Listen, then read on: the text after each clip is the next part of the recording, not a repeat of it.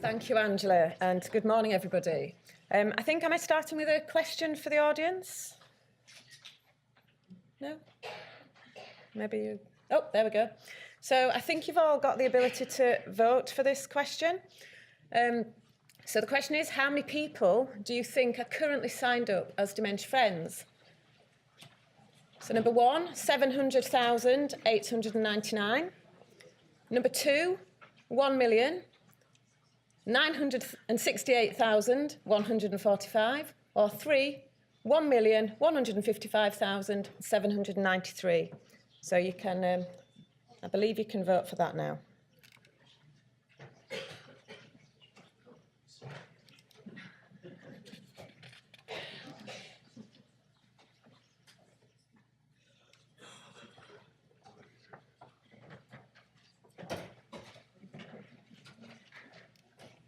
Excellent, thank you, everybody. And we can see from that 50% of you were right, so well done. Very good. Okay, so moving on.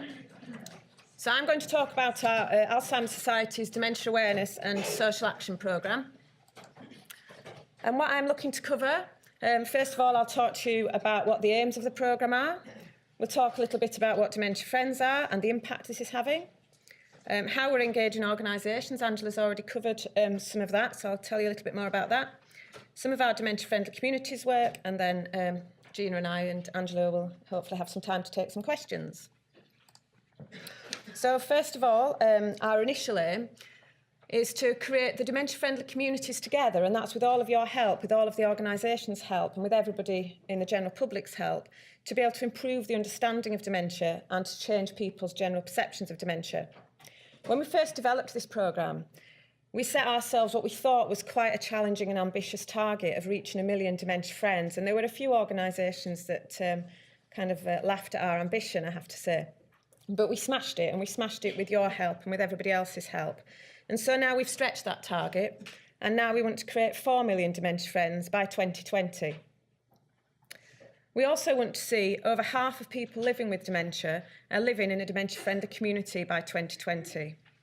And those are the communities that are working to provide the best possible support to people with dementia and their carers. So I'll move on to talking about Dementia Friends, how to become a Dementia Friend and the impact. So there are 3 different routes to creating Dementia Friends. One of those is using the volunteer Dementia Friends champions, of which I am one. And we provide sessions face-to-face in our local communities, either setting up a Dementia Friends session for people to attend or responding to a call for a Dementia Friends session face-to-face. We do this secondly through partner organisations, through corporate organisations who will roll out Dementia Friends throughout their workforce, and we have quite a few examples of where that's been really successful. And then thirdly, we now have an online video where people can sign up to become Dementia Friends online. All of these techniques work to create Dementia Friends and work to reach people in different ways. And then those Dementia Friends commit to taking an action to look at how they will work to improve the lives of people living with dementia. And each different strand of those is looked after by teams within Alzheimer Society. In terms of the impact that the Dementia Friends programme has had, we conducted a survey with people that had become Dementia Friends, and we found that 86%, more than 2/3 of those people, felt that they'd got a better understanding of dementia since becoming a Dementia Friend, and 73% of those people felt more confident in being able to interact with people with dementia. One of the common things, I remember one of the very first Dementia Friends sessions I ran, there were people, the lady that was serving the coffee in the coffee break, I encouraged her to come in, and she said, oh, no, I don't know how to speak to people with dementia, I don't want to know about dementia. Come on in, you don't need to sit and wait for everybody to come out for coffee, join in. And she did, and she couldn't believe the difference. And really, some people are scared of talking about dementia, and just being involved in that helps people to be able to interact more and be more confident if they meet somebody that has dementia, if a family member has dementia. We found that 80% of Dementia Friends said that they felt more motivated to help others more generally in their communities. And 84% felt that Dementia Friends was inspiring communities to take positive action to support people affected by dementia. So a really good impact that we're having there already. and how we're trying to engage people with as many different ways as possible in as many different places as possible. So we've had our Dementia Friends materials translated into Welsh, and we have a Dementia Friends Cymru badge for people in Wales so that people can join up with bilingually also. We've looked at how we can produce our materials in other languages, Black and Asian communities and other ethnic communities, where we have less reliance on written English, and also using different methods and techniques, such as using pictures and diagrams and how we speak to different communities. Looking at people with learning disability who want to join the Dementia Friends movement, we've worked with a learning disability charity to be able to create materials that are more easy read version, more set out to work with people with learning disabilities. And we've adapted our activities for children and young people, and we've rolled that out across schools, young people's organisations, the Scout movement, and everywhere else, so that schools can use these in their assemblies. My own son has the privilege of having had every single one of those materials tested on them to see how it works. So if anybody has any questions, I'm sure he'd be able to take them. And we're also looking at the resources we work on for people with visual impairment or sign language. We're still looking at how we can develop materials to reach out to those communities more and more. We're looking at a global movement, and we now have over 15 countries collaborating with us on the Dementia Friends movement. We have the award-winning film star, Carey Mulligan, is our first global UK Dementia Friends ambassador, and she's helping us to raise the profile of Dementia Friends and encourage action globally. So these are some of the organisations we've worked with. We've over 50 large and medium organisations, 150 local authorities, all of the ones that Angela mentioned earlier. And I'll just quickly touch on a couple of those as examples. So British Gas have created a specific vulnerable customers team, and they've done things like looking at how their heating and installations team can recognise people that might have dementia, thinking about things like data protection issues, whether the person has got the capacity to sign a financial agreement, leaving the written financial agreement for families to look at later and to involve families before any money's taken and before the deal is signed, so to speak. The East of England Co-op has developed some tools to work with their colleagues, and they are things like they have a shopping in their shoes experience, which is experiential learning.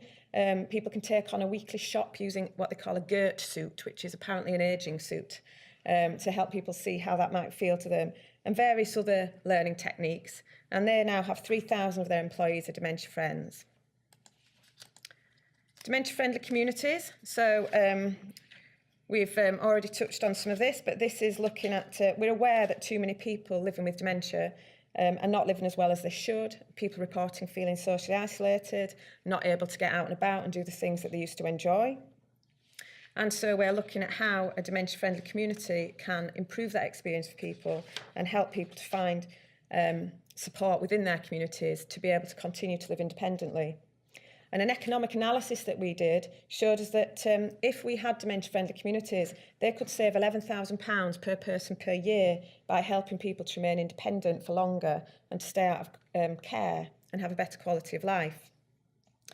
So if we were to assume that only 5% of admissions were delayed by a year through a dementia-friendly community, that net saving could be £55 million per year.